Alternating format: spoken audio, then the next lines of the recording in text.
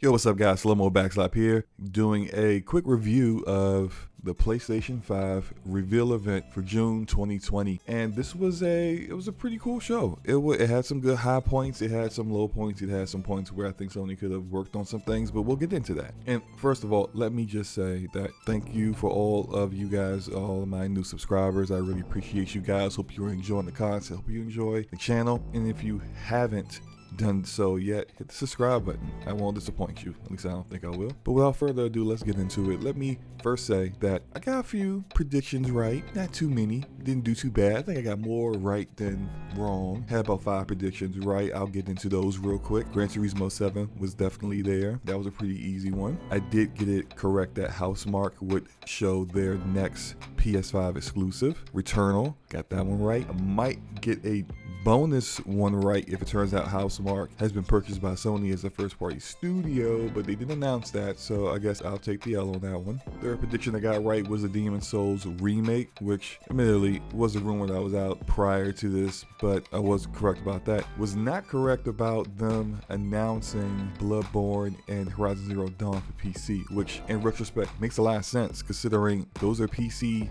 titles now, and why would you talk about PC stuff at a PS5 event? Makes sense now that I think about that in retrospect. But yeah, fourth prediction was that they would show the console, and I know there were a lot of people who were saying they weren't going to show the console and they were going to use that as kind of like a mic drop moment against Xbox right before or right after or sometime during the day of their July event. But no, I thought they would show the console now because they needed to. They had to show the console because they were in mass production of it. It was going to be more likely if they didn't show it that it would get leaked before they got another opportunity to actually just show it at their next event. So I knew they would show it now. And my fifth prediction was that we would still get no price, and we haven't, and we won't, because Sony is definitely waiting on Microsoft to do pricing, and which I think, as we get into some of this other stuff later on, Sony with their second SKU might bring a little bit more hesitation on Microsoft's part in how they price their Series X and their Lockhart/Series S. So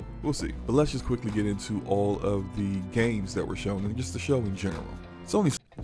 Spider-Man, Miles Morales Spider-Man. This game looks great. It's actually a standalone game. Think of like Lost Legacy versus Uncharted 4, where it continued the story on, but it was a standalone game, not as big as Uncharted 4 was. Well, that's what Miles Morales Spider-Man is to the Spider-Man the Insomniac Games made in 2018. Looks great. Can't wait to play it. Definitely is one of the very first games I'll be playing on the PlayStation 5. Next game shown was Gran Turismo 7. No release date yet, which kind of surprised me. I thought this would be something of a launch title. Sony really didn't show much from Polyphony Digital's next Gran Turismo game. They showed one map, looked like it was in campaign mode, with also another scene that showed pretty nice, cool looking part in the cockpit. I'm not much of a racing fan, but I really didn't see much of a difference between what this game was showing on the PS5 and what I've seen already on Forza on last gen hardware. So don't know, maybe some of you guys out here who are racing fans can enlighten me on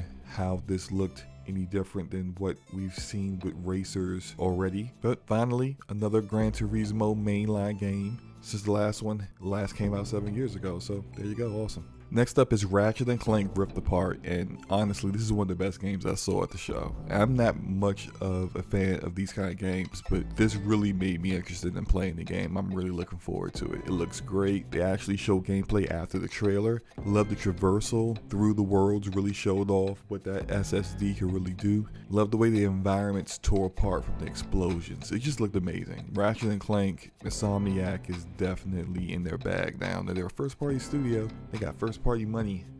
Yeah, this game looks great.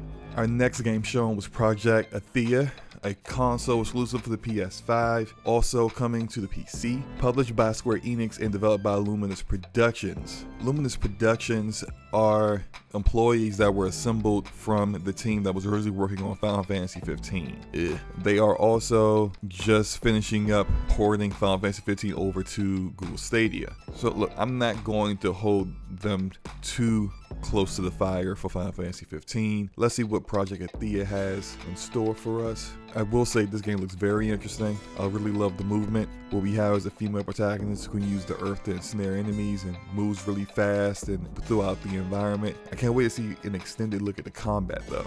But clearly this game is a little far out considering how short the trailer was and there's no release date, so we'll see soon. Next up is Stray, which my personal opinion I wasn't too excited for, but it's being developed by Blue 12 and Annapurna Interactive. Stray is a game about cats in a metropolis ran by robots. The devs claim the gameplay is exploration and puzzle solving as well as fast-paced action sequences. Comes out in 2021. If you're interested in that, look out for that. And our next game is the House Marquee exclusive for the PlayStation 5 called Returnal. Don't really care for that name, but the game looks good. Now, is House Marquee a first-party studio? We still don't know that. I do think they are. I noticed on Twitter people were asking them this question after the game came out. They did not answer. That's not necessarily a smoking gun, but if you aren't a first party studio, you should be able to say we're not a first party studio. This kind of seems like there's something might be there. So anyway, Returnal has a female protagonist, kind of like a soccer mom, but she looks like she is really trying to survive in this game. It looks like it has a lot of survival elements as well as really fast-paced combat. The combat reminds me of Mass Effect Andromeda. Those of you who played that game, you know that is definitely a good thing. Mass Effect Andromeda's combat is the best of the Mass Effect series. Everything else was trash, but the combat was great.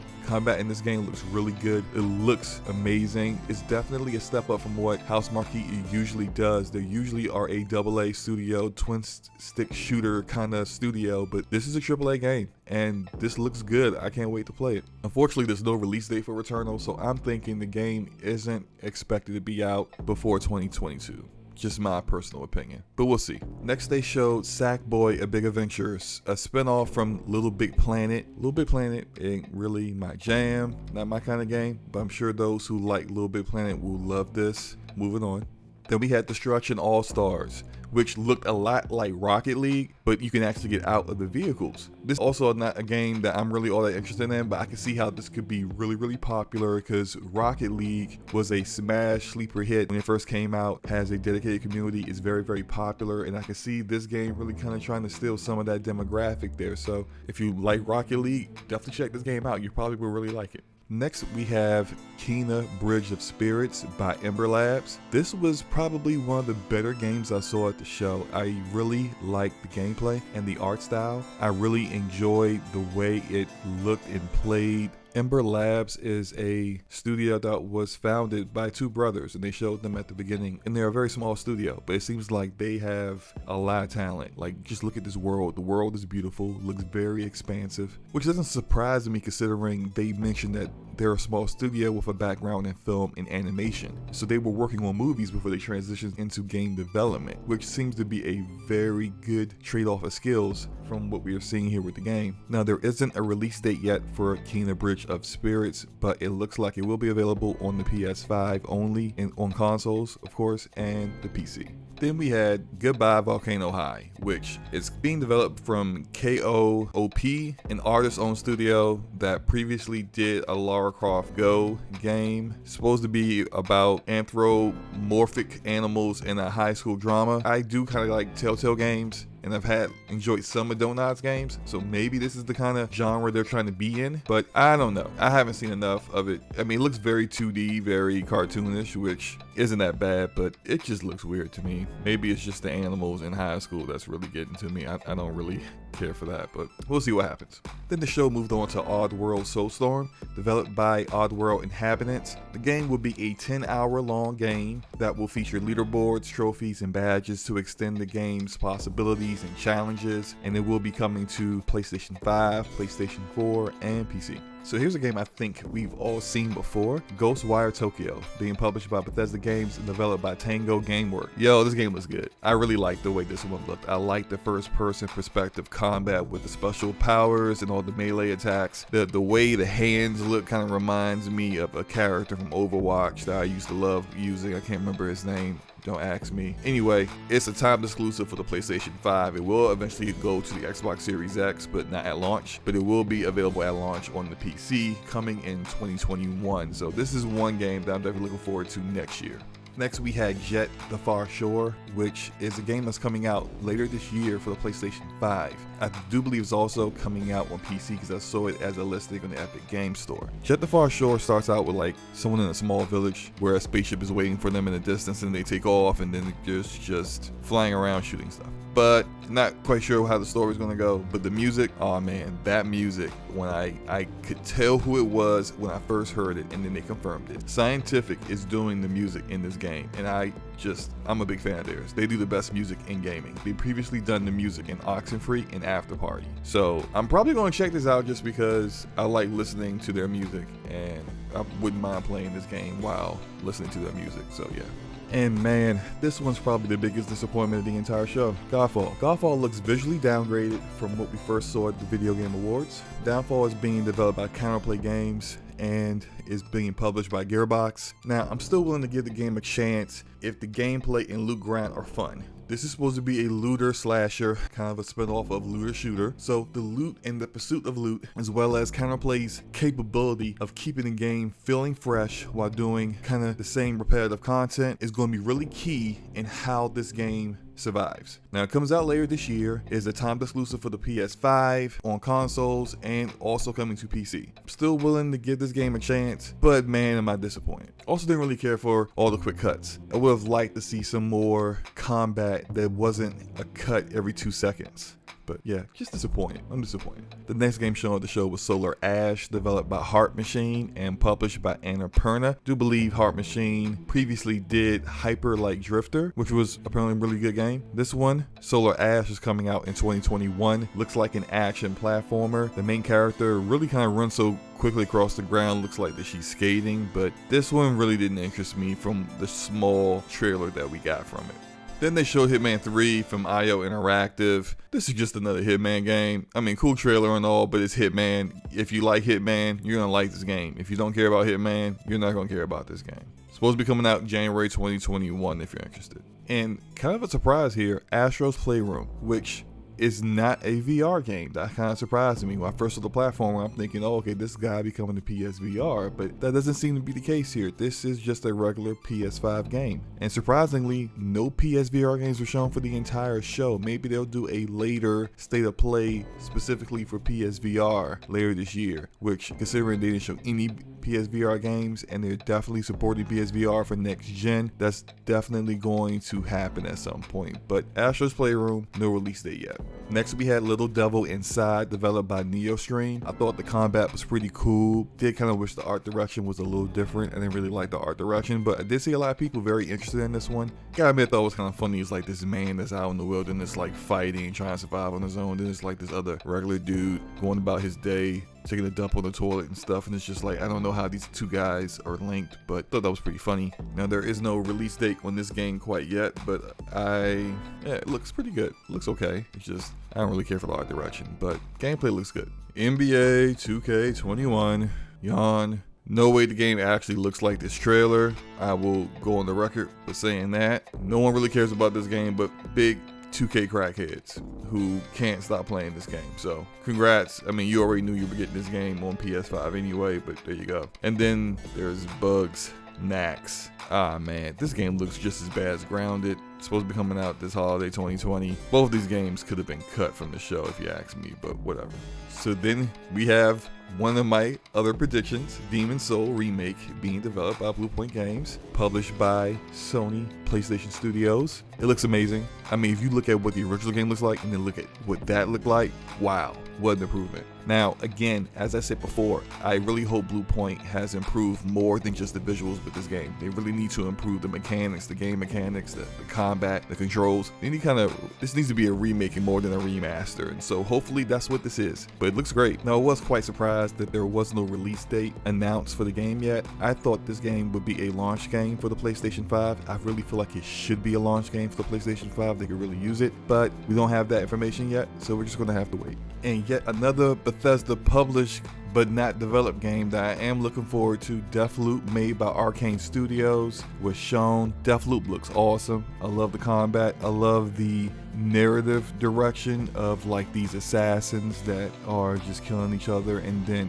it resets this time loop where they start all over again, but you're learning the more and more you die and the more you attempt to accomplish your goal. I thought that's pretty cool. And like Ghostwire Tokyo, this is a time exclusive for the PlayStation 5. It will eventually come to the Xbox Series X, but not right away, and it also will be available at launch for PC. Really like the protagonist. His lines of dialogue they showed in the trailer were pretty funny, so definitely gotta check this one out. Now, although we did get a release window for Ghostwire Tokyo, I do not believe we have one for Deathloop, unfortunately, but I would love to find that out really soon. Resident Evil 8 Village. It's got werewolves, not just zombies now, but werewolves, and it's definitely taking up where Resident Evil 7 left off. I don't know if maybe it's just me. I didn't think it looked visually that great. I kind of feel like both Resident Evil 2 Remake and Resident Evil 3 Remake look better, but maybe it's more of the area and the aesthetic that made it look better. I don't know. But I think Resident Evil fans should be excited about this one, so it's be coming out next year in 2021. And then there was Pragmata, which looked really interesting, really gave me a lot of Death Stranding vibes with just the weirdness and the whole what in the world is going on kind of vibe I got from it. The visuals looked very, very good. I had no idea what was going on in that trailer, and no idea what the gameplay would actually be like, but it's pretty far away considering how short the trailer was. It's supposed to be coming out in 2022. And finally, final game shown was Horizon Zero Dawn 2 Forbidden West, and visually this game is breathtaking. I love the underwater parts. It's being developed by Guerrilla Games, of course, published by PlayStation Studios, and from what I've heard is Aloy is going west, and don't really know much of what's going on in the story, but it just looks amazing, and I can't wait to check it out. I kind of said that this game could be shown. I said that Sony is known for showing games that won't be out for a while, and although Forbidden West looks like it is really, really far in development, I could see it coming out like late 2021 or second quarter of 2022. It looks far enough along for that, but probably the best looking game at the show, and definitely a good way to end it. So after they were done with all the games, they finally stopped teasing us with